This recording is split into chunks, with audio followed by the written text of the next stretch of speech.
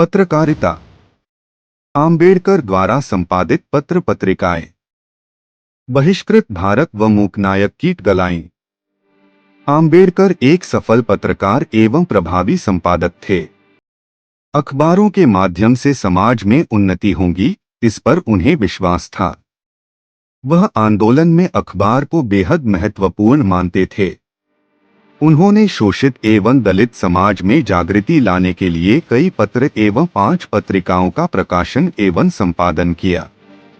इनसे उनके दलित आंदोलन को आगे बढ़ाने में महत्वपूर्ण मदद मिली। उन्होंने कहा है कि किसी भी आंदोलन को सफल बनाने के लिए अखबार की आवश्यकता होती है। अगर आंदोलन का कोई अखबार नहीं है तो उस आंदोलन की हालत पंख टूटे हुए पंछी की तरह होती है। डॉ. आम्बेडकर ही दलित पत्रकारिता के आधार स्तंभ हैं, क्योंकि वे दलित पत्रकारिता के प्रथम संपादक, संस्थापक एवं प्रकाशक हैं।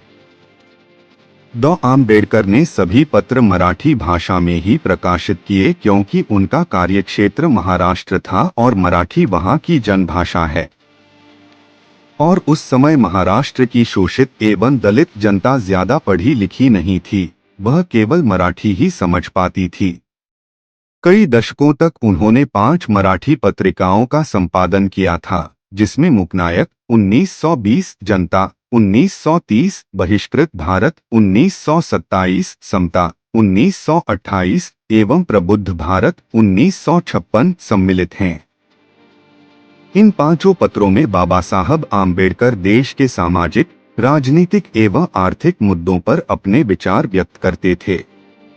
साहित्यकार व विचारक गंगाधर पानतावणे ने 1987 में भारत में पहली बार आम्बेडकर की पत्रकारिता पर पीएचडी के लिए शोध प्रबंध लिखा।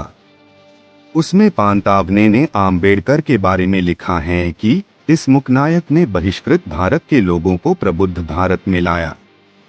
बाबा साहब एक महान पत्रकार थे। मूकनायक का 31 जनवरी 1920 का पहला अंक। 31 जनवरी 1920 को बाबा साहब ने अछूतों के ऊपर होने वाले अत्याचारों को प्रकट करने के लिए मूकनायक नामक अपना पहला मराठी पाक्षिक पत्र शुरू किया। इसके संपादक आम्बेडकर व पांडुराम नंदराम भटकर थे। इस अखबार के शीर्ष भागों पर संत तुकाराम के वचन थे।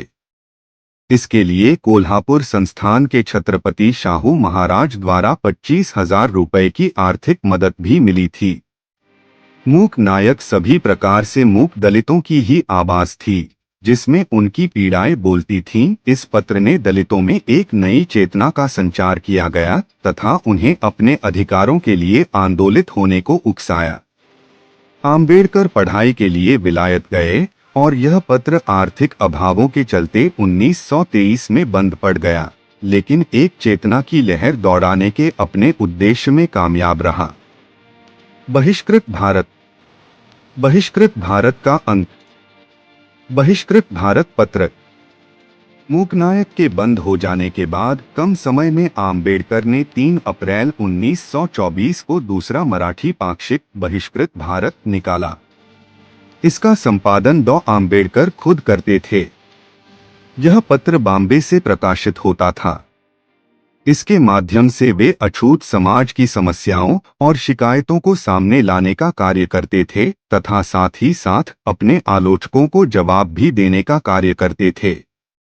इस पत्र के एक संपादकीय में उन्होंने लिखा कि यदि बाल गंगाधर तिलक अछूतों के बीच पैदा होते तो यह नारा नहीं लगाते कि स्वराज मेरा जन्मसिद्ध अधिकार है, बल्कि वह यह कहते कि छुआछूत का उन्मूलन मेरा जन्मसिद्ध अधिकार है। इस पत्र ने भी दलित जागृति का महत्वपूर्ण कार्य किया। इस अखबार के शीर्ष भागों पर संत ज्ञानेश्वर के वचन थे। इस पाक्षिक के कुल 34 अंक निकाले गए। आर्थिक कठिनाइयों कारण यह नवंबर 1929 को बंद हो गया। समता। 29 जून 1928 में आम्बेडकर ने समता, हिंदी समानता पत्र शुरू किया। यह पत्र डॉ. आम्बेडकर द्वारा समाज सुधार हेतु स्थापित संस्था समाज समता संघ, समता सैनिक दल का मुखपत्र था। इसके संपादक के तौर पर आम्बेडकर ने देवराव विष्णु नाइक को नियुक्त किया था। जनता समता पत्र बंद होने के बाद आम्बेडकर ने इसका पुनः प्रकाशन जनता के नाम से किया। 24 फरवरी 1930 को इस पाक्षिक का पहला अंक प्रकाशित हुआ। 31 अक्टूबर को 1930 यह साप्ताहिक बन गया। 1944 में बाबा साहेब ने इसमें आम ही शासन करती जमात बनार हिंदी हम शासक कौम बनेंगे इस शीर्षक से प्रसिद्ध लेख लिखा। इस पत्र के माध्यम से आम्बेडकर ने दलित समस्याओं को उठाने का बखूबी कार्य किया। फरवरी 1956 तक यानी कुल 26 साल तक यह पत्र चलता रहा।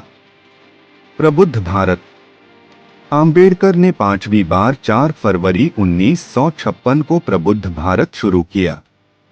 जनता पत्र का नाम बदलकर उन्होंने प्रबुद्ध भारत कर दिया था। इस पत्र के मुखशीर्ष पर अखिल भारतीय दलित फेडरेशन का मुखपत्र छपता था। बाबा साहेब के महापरिनिर्वाण के बाद यह पाक्षिक बंद हुआ। 11 अप्रैल 2017 को महात्मा फुले की जयंती के उपलक्ष्य में बाबा साहेब के पौत्र प्रकाश आम्बेडकर ने प्रबुद्ध भारत को नए सिरे से शुरू करने की घोषणा की और 10 मई 2017 को इसका पहला अंक प्रकाशित हुआ एवं यह पाक्षिक शुरू हुआ।